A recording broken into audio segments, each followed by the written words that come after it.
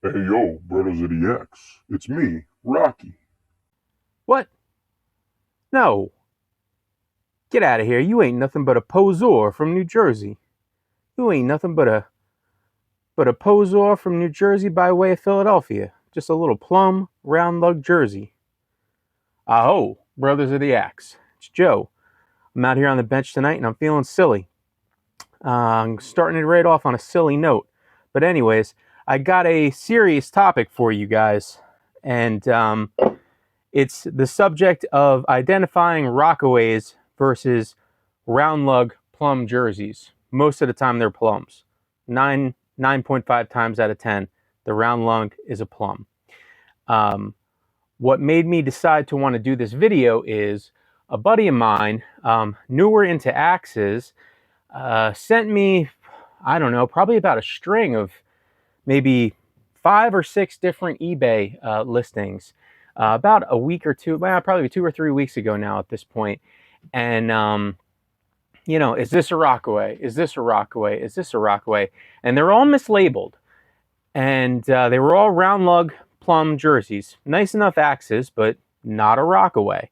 And the reason I wanted to bring it up is because this guy is not stupid. He's a very bright guy. He's done a ton of research into axes in the short time he's been in this game. And he knows his stuff. So for him to get fooled 5 or 6 times in a row, now he didn't buy anything, luckily, 5 or 6 times in a row, I think that there's an issue there. And I think mostly it has to do with a lot of eBay sellers incorrectly listing these round lug jerseys as Rockaways. Now, I don't want to necessarily say that all of them have nefarious intent, but what I will say is, typically speaking, a Rockaway axe is going to go for a significantly higher premium than a round lug plum jersey. There's just no two ways about that. So I think it behooves a lot of these guys to accidentally mislabel things as Rockaways instead of what they really are. So the purpose of tonight's video is going to be how to identify a Rockaway versus a jersey, things to look for, and just generally a little bit of a buyer's guide here. So we're going to take some measurements and we're going to compare a few round lug jerseys with a few true Rockaways. So yeah, before we get into that, guys, just a little bit of iced coffee because it is hot as hell in this shop tonight, and I am sweating like a dog shitting out a pine cone.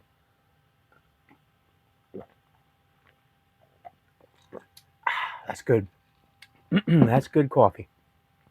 So anyway, where to begin? So I guess why don't we just talk about the distinguishing, factors that make a Rockaway a Rockaway.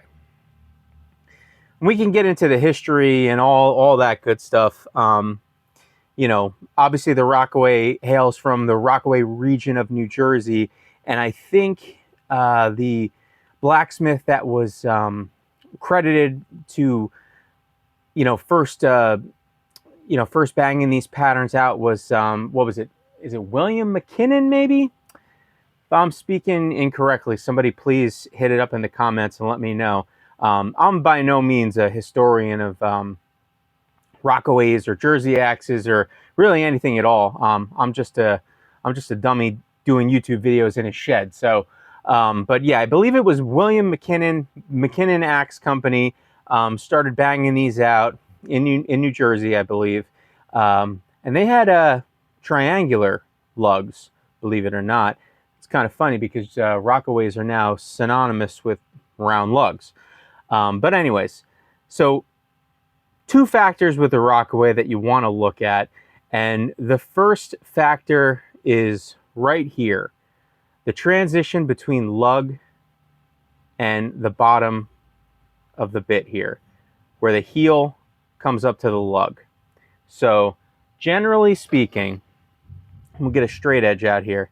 Generally speaking, you're always going to have a bit of curvature here, some convexity to this line on a Rockaway, and that's usually the dead giveaway.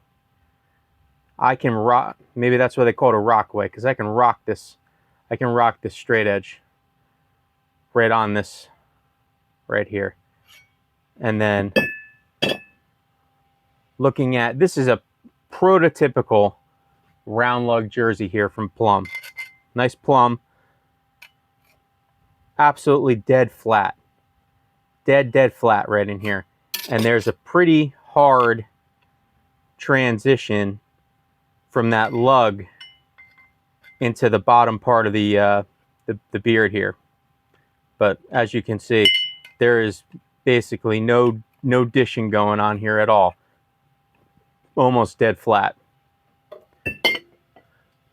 Look at this big 5-pound Kelly here and see what we got. So got a ton of dishing here, and right specifically in here is where you'll usually see that convexity. Can we see that? So right in here is where you want to look for that convexity. Now, overhead profile,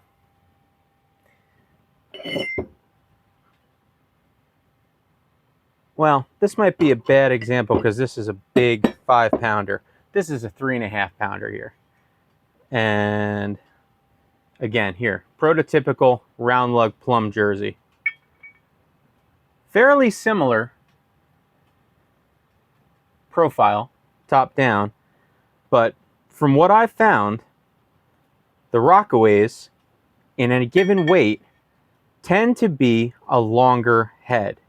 Now this one is longer by, tell you what, why don't let's get some of these out of the way here. Let's get a ruler or a measuring tape out here. So 3.5-pound Plum Round Lug Jersey, 3.5-ish pound Rockaway.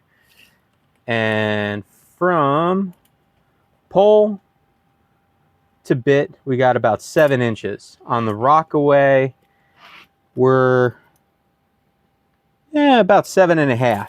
So basically a Rockaway is kind of like somebody took a jersey and sort of stretched it a little bit. One of the other main things that you'll notice with a Rockaway axe is they're typically not as tall. So a jersey tends to be blocky and square. So this is 7 inches by 5-inch blade, and then top of the eye to bottom of the lug is about 4 inches. So relatively blocky square axe. Pole coming in at about 3.25 inches. The Rockaway is a little bit more elegant. The Rockaway has every bit as big of a bit, 5-inch bit, but it's sort of got a tucked in waist. So if we measure sort of right here at the waist of the beard, we're sitting at about 4.75 inches maybe. Whereas here, we're sitting at about 3 inches. So you want to look like, really here is the deciding factor of whether you think it's a Rockaway or a Jersey, Round Lug Jersey. So you want to look for that convexity in the beard. You want to look for that pinched in before the lugs. And then the other thing too is, typically speaking, and again, we're generalizing here, guys. This is by no means 100% every time it's going to be this. There are millions and millions of axes out there, and there are hundreds of companies that were producing, I'm sure, Rockaways and jerseys at any given time. So this is just painting with very broad strokes here. But the pole on a Rockaway is, generally speaking, going to be significantly smaller than the pole on a jersey, and let's take a look at that. So the Plum, quintessential Plum Round Lug Jersey, again, we're looking at somewhere in the realm of 3.5-inch pole, 3.5-inch tall pole. Whereas this Rockaway, it's got some mushrooming, but 2.75 inches maybe. So again, you know, shorter pole, tucked in waist, convex beard. That's basically what you want to look for. I can understand people not being able to identify them right off the bat, but as my buddy and I kind of discussed this, and I had sent him some pictures and told him what to look for, he had made a great point. Once you see it, you can't unsee it. So once you get it, you'll never. It'll be like the Who, right? You won't get fooled again. And I mean, you know, once you're in the know, I mean, that's it. Like, it's kind of just like one of those things, like I said, where once you see it, you can't unsee it. Typically speaking, too, from what I've seen, and I'm talking about, again, painting in broad strokes here, and I'm talking about good full bits. Rockaways tend to have a bit more of a radius to the bit than jerseys do. Jerseys tend to have a bit more of a flat bit, whereas Rockaways tend to have a nice radius to them as well. And I think, I could be totally wrong on this, but I've heard that the Rockaways are meant for soft woods, like banging through soft woods, whereas jerseys are meant to be an all-rounder and, you know, maybe a hardwood axe, that kind of thing. So I'm sure all these things play a factor into whether or not, you know, it's good for a softwood or good for a hardwood. But one thing I will tell you, though, is that the Rockaway is infinitely more elegant pattern. I like the jerseys better. I won't lie to you. I mean, I'm more of a jerseys guy than a Rockaway guy, but you can't argue the fact that the Rockaway is definitely a more elegant looking axe. But anyways, so that's kind of how to differentiate the two. And then just a little bonus, I guess. Let's just take a quick look here at some of the Rockaways that I have available here for this video. So this one is, I am not sure what this is stamped. 3 of the 4 Rockaways that I have unfortunately have some pretty severe pole damage. Maybe not severe, but significant. Not sure what this one was stamped as, but this is a 3.5 pound, and this is the smallest one I have. Again, painting with broad strokes here, I have generally found Rockaways to typically be heavier. This 3.5 pound that I have is sort of an oddball. Every other Rockaway I've ever come across has been in the realm of 4 to 6 pounds. But this is a nice example, and I would love to put this on, you know, maybe a nice 26 or 28 inch handle one day soon, hopefully. So really dig that one. Don't know where I dug that one up. Couldn't even be venturing a guess here. This one comes courtesy of Brother Dave. And Brother Dave picked this one up locally, and this is a gorgeous plum. And you know what? While we're talking about this, let's take a look here. Couldn't tell you the manufacturer on this guy, but that's a plum, that's a plum. So, and this is about a 3.5 pound, maybe 4 pound. And again, this is a good 3.2 stamped plum jet wing. So this is a pretty good example here of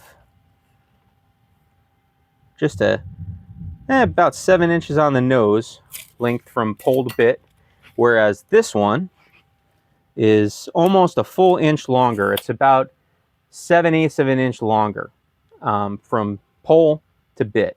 And then length of pole, 2 3/4 inches on this plum Rocky here. And then on this plum Jersey, we've got just a hair over 3.5 inches. So again, a pretty significant difference here. And then take a quick look here. We've got our dishing.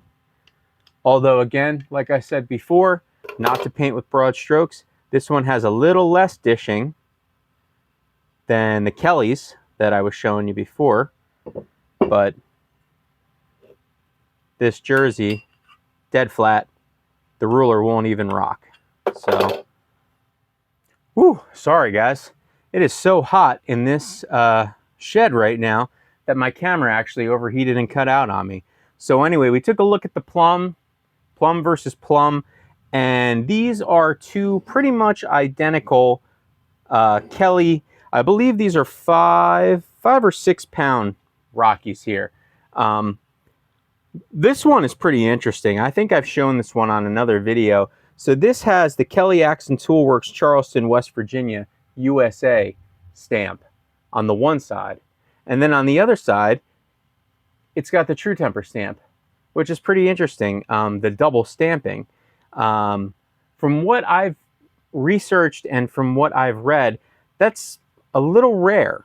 So really dig this one, and it's in pretty good shape. It has very, very minimal pole damage to it. Don't know if I'd ever let this one go.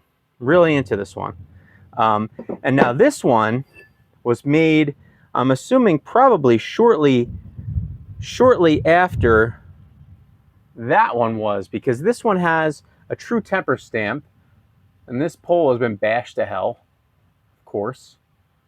So it's got the true temper stamp on one side, and then just a Charleston, West Virginia, USA stamp on the other. But I don't think this one has a weight stamp on it. But they're both good, I think, 5.5 pound axes. Nice full profiles on both. This one, I think this one might actually be a little heavier and might have a slightly thicker pole on it.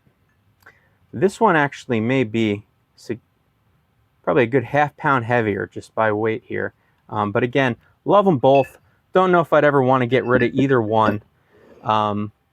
These jerseys are, or pardon me, these Rockaways are really cool axes. A lot of history in them. You just got to watch out. You just got to watch out, you know, you don't get some poseur Round Lug Jersey. Ayo, get out of here. You just got to watch for that, guys. So I hope this video was helpful. And if it was helpful, give me a like, consider subscribing, throw me a comment.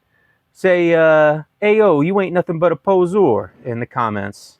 Helps the channel grow, guys. And again, I appreciate everybody watching. And until the next time, guys, keep that axe waxed. I will see you when I see you. Take care.